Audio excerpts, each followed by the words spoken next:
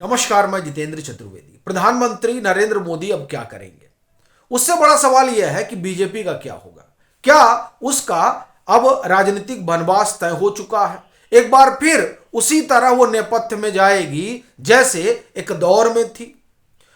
और इसी से जुड़ा हुआ सवाल यह भी है कि ये जो सरकार है बीजेपी की अगुवाई वाली, ये कितने दिन तक दिल्ली में बनी रह पाएगी। और ये देखिए, ये सबसे बड़ा सवाल है और चर्चा यहीं से शुरू करूंगा, क्योंकि जिस तरह का घटनाक्रम दिल्ली से लेकर हिंदी पट्टी में आकार ले रहा है, वो सीधे तौर पर सत्ताधारी दल के लिए खतरे की घंटी बजा रहा है।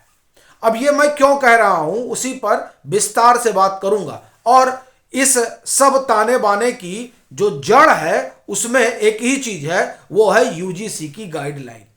और ये भारत के प्रधानमंत्री और दुनिया की सबसे बड़ी पार्टी का सबसे बड़ा पॉलिटिकल ब्लंडर है जो ये लोग लेकर आए।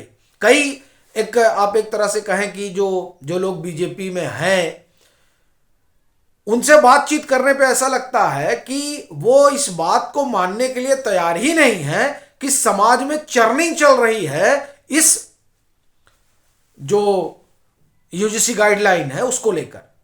भाई, रोक लगी हुई है, लेकिन इसका मतलब यह नहीं हुआ है कि तूफान थम गया है। साहब, तूफान उससे बड़ा हो चला है।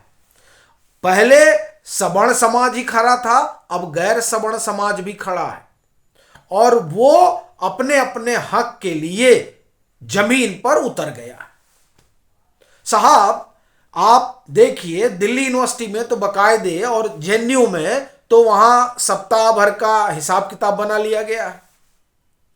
इसके अलावा देश के तमाम हिस्सों में दोनों ही वर्ग के लोग नजर आ रहे हैं।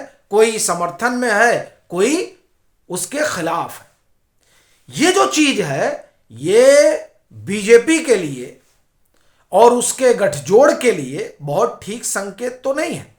अब जब ठीक संकेत नहीं है तो गठजोड़ कितने समय तक इनके साथ रहेगा और बनाए रह पाएगा? फिर वो चाहे जदयू हो, चाहे चंद्रबाबू नायडू हो, या और जो क्षेत्रीय दल इनके साथ जुड़े हैं, उसमें आप चिराग पासवान को भी जोड़ लीजिए, उसमें आप जीतन राम मांझी को भी जोड़ लीजिए, ठीक, उसमें आप उन तमाम दलों को जोड़ लीजिए जो खास तौर पर क्षेत्रीय हैं और जिनकी राजनीति का आधार ही जातीय गुणा भाग है। उनके लिए ये जो मोमेंटम खड़ा हो रहा है वो राजनीतिक तौर पर नुकसानदायक हो सकता है।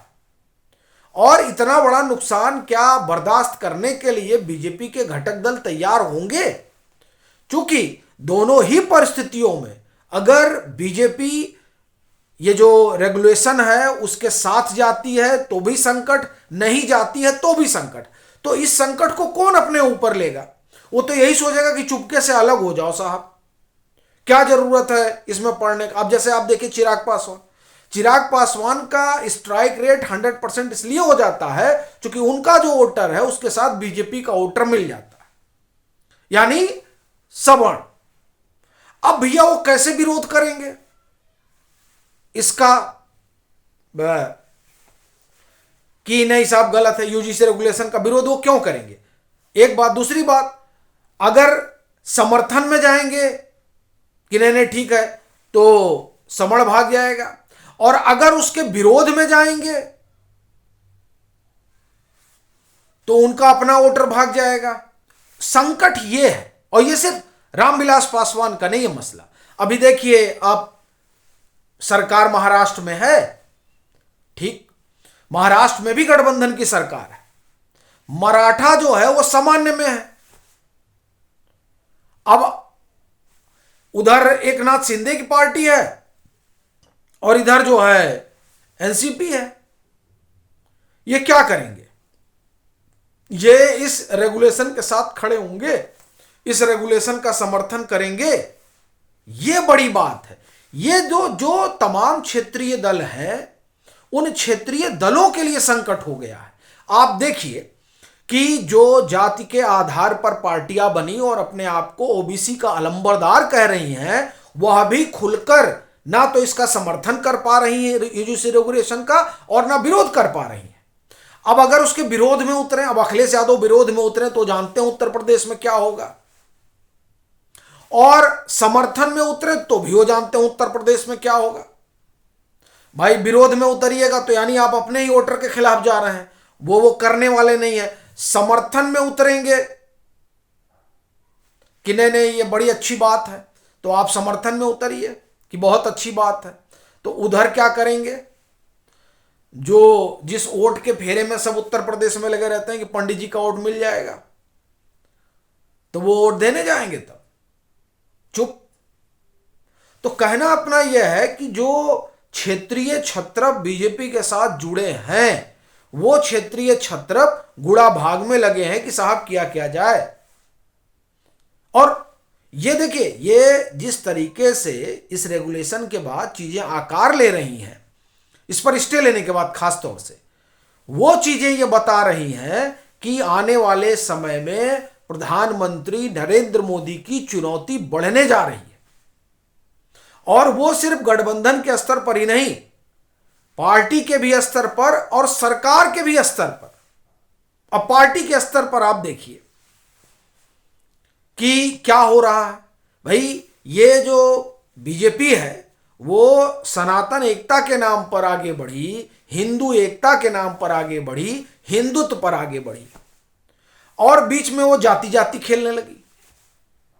अब इसमें से कुछ एक लोग यह भी कहते हैं कि साहब क्या है, आप लोग समानता का अधिकार नहीं देना चाहते, यानी जो सवर्ण वर्ग है वो नहीं चाहता कि जो लोग पिछड़ गए हैं उनको साथ चलने दिया जाए, खड़ा किया जाए। भाई किसी सामान्य वर्ग ने इसका विरोध नहीं किया। विरोध इस बात का है कि आपने जो इक्विटी कमेटी बनाई उसमें रिप्रेजेंटेशन कहां दिया, और दूसरा ये कि अगर झूठी कंप्लेन हो तो उसकी रेमेडी कहां है। इन दो चीजों पर मामला गड़बड़ हुआ है, और इन्हीं दोनों बातों को लेकर लोग आगे बढ़ रहे हैं। कभी भी किसी भी समाज ने समानता का, समान वर्ग के किसी व्यक्ति ने समानता का विरोध नहीं किया। सब आरक्षण हुआ, उसका किसी ने विरोध नहीं किया, लेकिन वो आरक्षण युक्त होना चाहिए यह कहा जा रहा है कि पता चले कि जिस समाज को आरक्षण मिल रहा है उस समाज का एक ही दो वर्ग सारा मलाई खा रहा है, बाकी वर्ग बेचारा अभी भी पिछड़ी स्थिति में है। आप ओबीसी में ले लीजिए, ओबीसी में दो बिरादरियों को छोड़ दीजिए जिनको डोमिनेंट कास्ट कहा जाता है ओबीसी का, उसके अलावा सब जो है वो हाशिए पर ही हैं, वो कोई आरक्षण का लाभ नहीं मिलता है। तो ये जो है ये ठीक होना चाहिए। तो इसीलिए देखिए, सामान्य वर्ग कभी इस बात का विरोध नहीं किया है, लेकिन उसके लिए संकट यह है कि साहब ये जो नियम आ रहे हैं, इस नियम की वजह से उसको इस बात का डर है कि उसे पहले ही एज्यूम कर लिया गया है कि साहब गड़बड़ी तुमने की है। उसको इससे दिक्कत है, उसको इस बात से दिक्कत है कि साहब जो चीज 3000 4000 साल पहले हुई उसका भुक्तभोगी हम क्यों हैं। भाई कभी तो कहिए कि नहीं ठीक है, यह उनका अपना दर्द है, इसलिए इसका एक तरह से कहा जाए कि विरोध हुआ। और सबसे ज्यादा अगर यह समाज किसी से दुखी है तो वो प्रधानमंत्री नरेंद्र मोदी है, क्योंकि उसने प्रधानमंत्री को उनकी जाति देखकर वोट नहीं दिया था, उसने उनको हिंदू हृदय सम्राट जानकर मानकर और उनमें यह देखकर वोट किया था। यह बात ठीक है कि प्रधानमंत्री नरेंद्र मोदी उस मामले में खरे उतरे हैं, लेकिन यह जो यूजीसी वाला है इसमें पीएम को कुछ नहीं करना, 2 मिनट वापस लीजिए, काम खत्म हो जाए। नहीं वापस लेना है तो उसमें उस तरह की प्रक्रिया होनी चाहिए जिसकी मांग हो रही है कि साहब प्रक्रिया ठीक करिए, आप सबको समानता का अधिकार दीजिए, लेकिन उसको इस तरह से हथियार ने दे दीजिए कि लोग अपनी दुश्मनी निकालने लगे। जैसा कि सुप्रीम कोर्ट ने भी कहा कि भाई ये तो इसकी भाषा बड़ी वेग है, आप अपने हिसाब से उसका वर्णन करिए। अब जो लोग समर्थन कर रहे हैं वो कह रहे हैं कि कहां लिखा हुआ है कि इक्विटी कमेटी में जनरल नहीं रहेगा, तो नहीं लिखा हुआ है तो यह भी नहीं लिखा हुआ है कि रहेगा।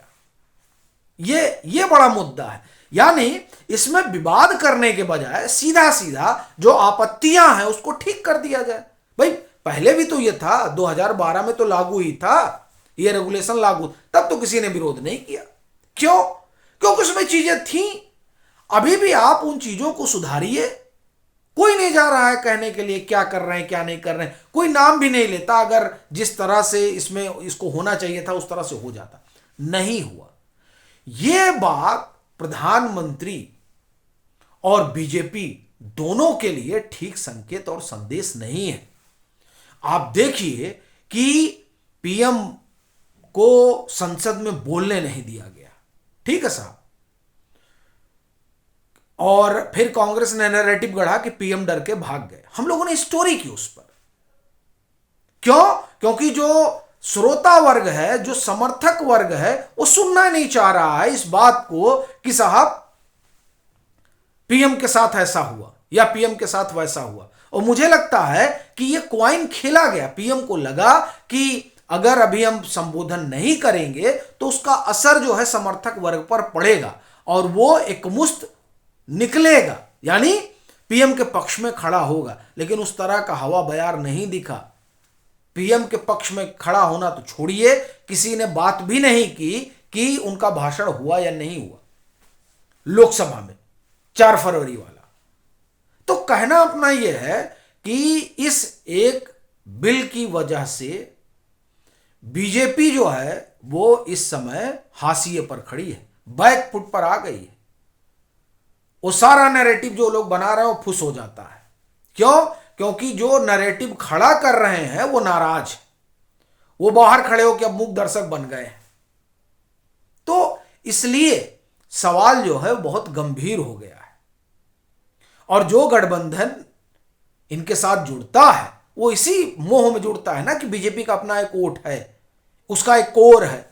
अगर वो कोर ही निकल जाएगा तो जो गठबंधन के सहयोगी हैं वो फिर आपके साथ नहीं बैठे रहेंगे, क्योंकि आपका कोर भाग रहा है, वो अपना कोर नहीं भगा देंगे। तो ये समस्या है और यही सबसे बड़ी चुनौती इस समय बीजेपी के साथ है कि अगर ये सारी चीजें ऐसी ही रहीं तो भाजपा के लिए सरकार में बने रहना तो छोड़ दीजिए, सरकार बना पाना बड़ा मुश्किल हो जाएगा आने वाले दिनों में। बाकी आपकी अपनी क्या राय है, जरूर साझा करिए।